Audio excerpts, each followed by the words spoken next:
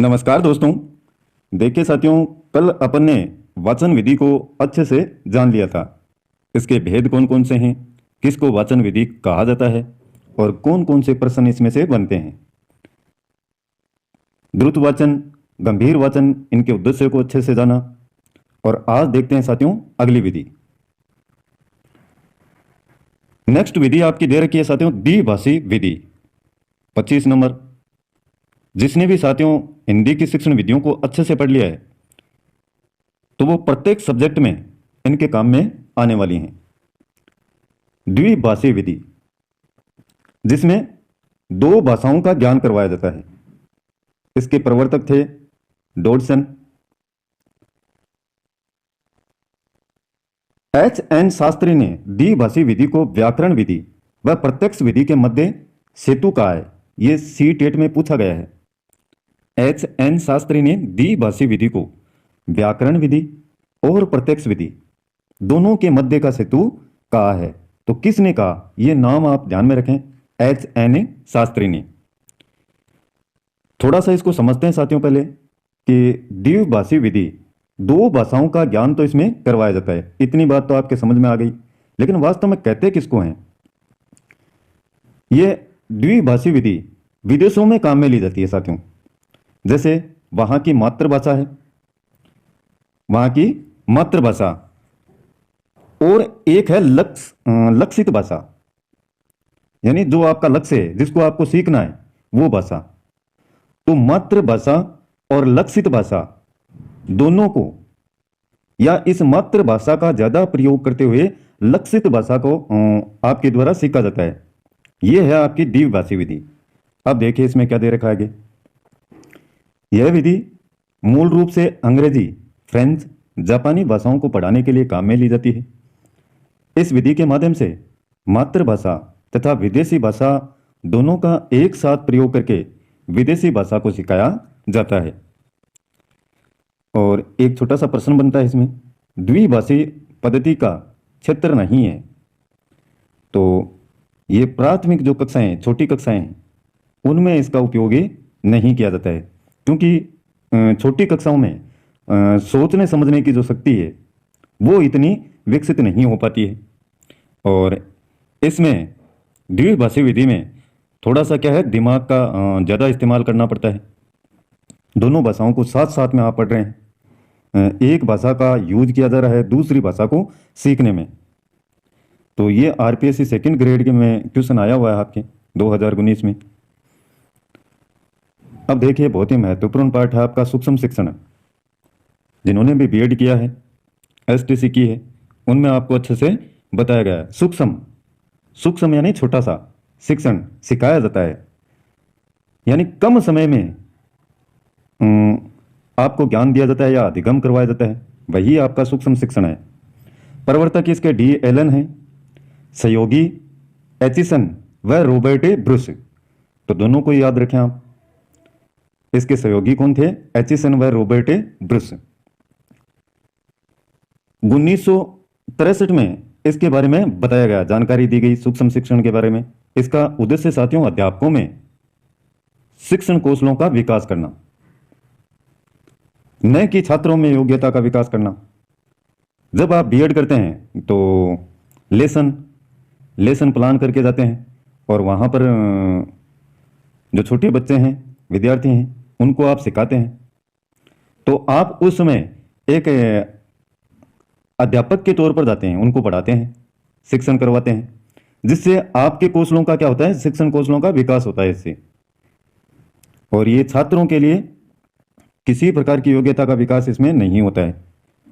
पूरी प्रोसेस देखिए क्या होता है, आपको 6 मिनट तक है इसमें पढ़ना होता है, और फिर प्रतिपुष्टि कि किस प्रकार से आपने किया है, क्या किया है, वो जो आपके एक्सपर्ट हैं वहां पर बैठे होते हैं, वो प्रतिपुष्टि करते हैं। पुनः नियोजन, दोबारा से फिर योजना बना करके 6 मिनट के लिए पुनर्शिक्षण, ये भी 6 मिनट का समय होता है, दोबारा से आपको पढ़ाने के लिए कहा जाता है। तो इस प्रकार से कुल मिलाकर के 36 मिनट का ये समय लिया जाता है। तो सूक्ष्म शिक्षण में कितना समय होता है? 36 मिनट का, ये भी ध्यान रखें। समूह में जो छात्र अध्यापक हैं उनकी संख्या होती है 10। इंपॉर्टेंट जो फैक्ट हैं साथियों, जो एग्जाम में पूछे जा सकते हैं, उन्हीं को शामिल किया गया है।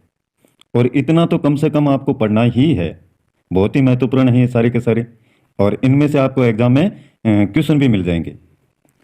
भारत में सर्वप्रथम डी तिवारी ने 1967 ईस्वी में सूक्ष्म शिक्षण शब्द का प्रयोग किया था शिक्षण प्रशिक्षण के क्षेत्र में। इस शब्द का सबसे पहले भारत में किसने प्रयोग किया? डी तिवारी ने। कब? 1967 में। किस क्षेत्र में? शिक्षण और प्रशिक्षण में। 1979 में इंदौर विश्वविद्यालय में सर्वप्रथम सूक्ष्म शिक्षण पर राष्ट्रीय प्रयोजन का निर्माण किया गया। तो ये सारी बातें आपके लिए बहुत ही महत्वपूर्ण हैं, अच्छे से आप इनको एक बार नज़रों से निकालिएगा। अगला इसमें जो प्रश्न बनता है, आरपीएससी सेकंड ग्रेड में आपका आया हुआ है 2010 में। सूक्ष्म शिक्षण तकनीक का पद नहीं है। इनमें से देखिए, सूक्ष्म शिक्षण तकनीक का पद नहीं है।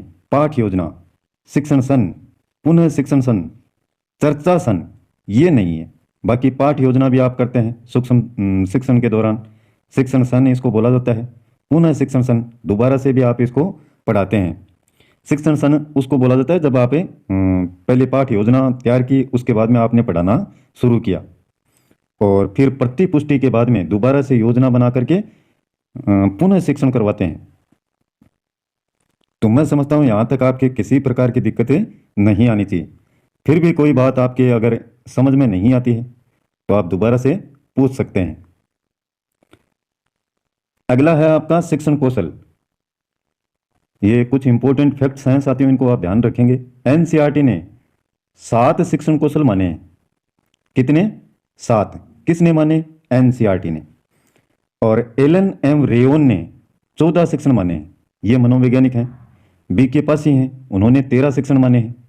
तो अलग अलग पुराने समय की ये बातें हैं, जिनमें किसी ने कितना माना है, किसी ने कितना कहा है, और उसको अच्छे से फिर डिफाइन किया है।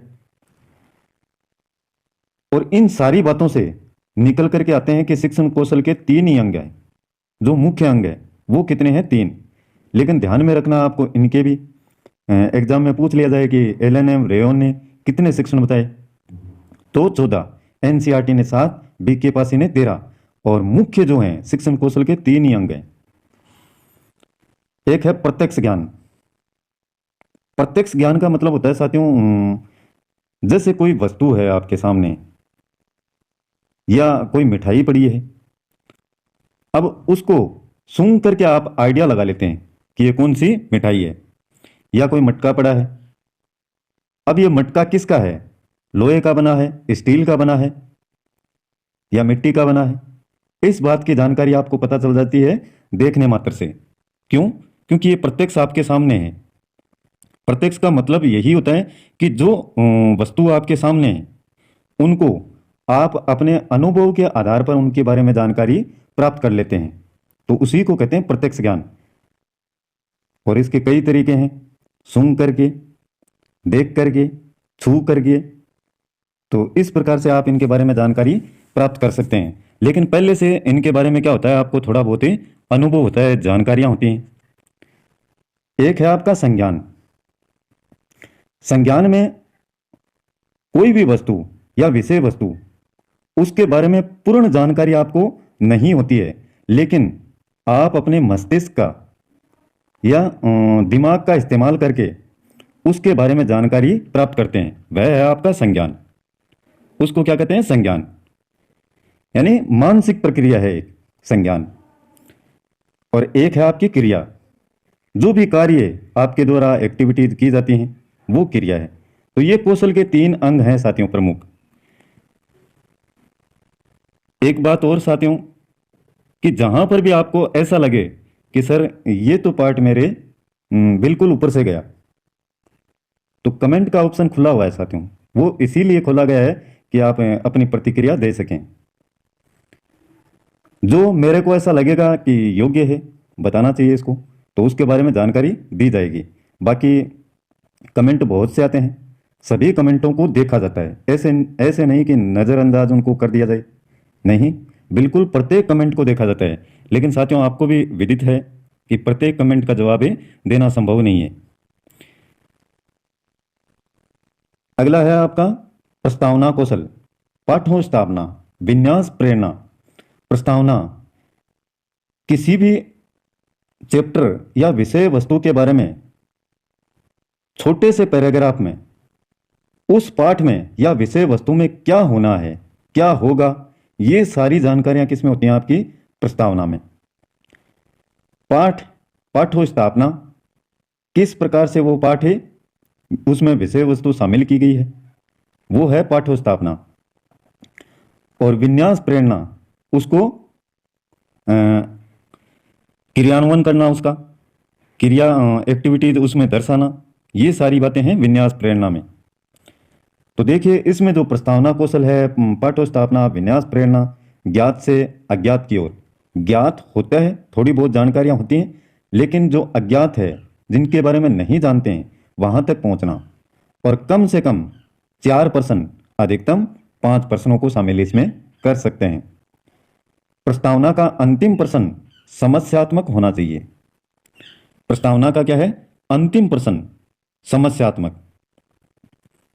क्यों, कैसे, क्या, ये इस प्रकार का प्रश्न होना चाहिए। और कम से कम 4 प्रश्न, अधिकतम 5 प्रश्न। जो समस्यात्मक प्रश्न है वो थोड़ा सा क्या होगा, निबंधात्मक होगा साथियों, उसमें थोड़ा बहुत ही कुछ लिखना पड़ सकता है। ये सारी बातें आप सीख करके आए हैं पहले, बीएड हो चाहे एसटीसी हो। एक पुनर्बलन है, जब भी कोई शिक्षण कौशल किया जाता है आपके द्वारा, तो उसमें कितना अच्छा किया है या कहां पर आपने मिस्टेक की है, कहां पर आपने सही नहीं किया है, ये सारी बातें अगर अच्छा किया है तो आपको शिक्षक कहेगा कि शाबाश, बहुत अच्छा किया आपने।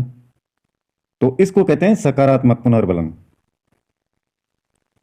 और एक है आपका नकारात्मक, जिसमें थोड़ी बहुत गलतियां होती हैं, तो उस समय आपको इस प्रकार के पुनर्बलन का उपयोग किया जाता है।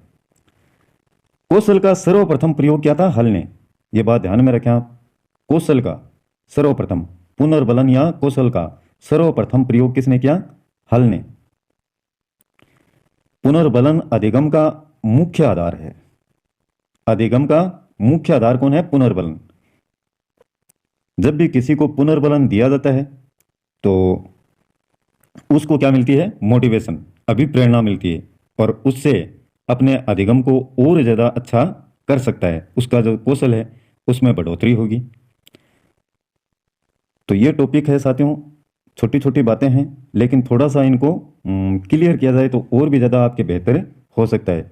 आज का वीडियो पसंद आए तो लाइक कीजिएगा, और इसमें जो सिलेबस में शिक्षण विधियों के अलावा 1-2 टॉपिक और दे रखे हैं, उनको भी अच्छे से करवाते हैं। आज के लिए बस इतना ही। कल फिर मिलते हैं एक नए वीडियो, नए टॉपिक और नई जानकारी के साथ में। तब तक के लिए जय हिंद, जय भारत।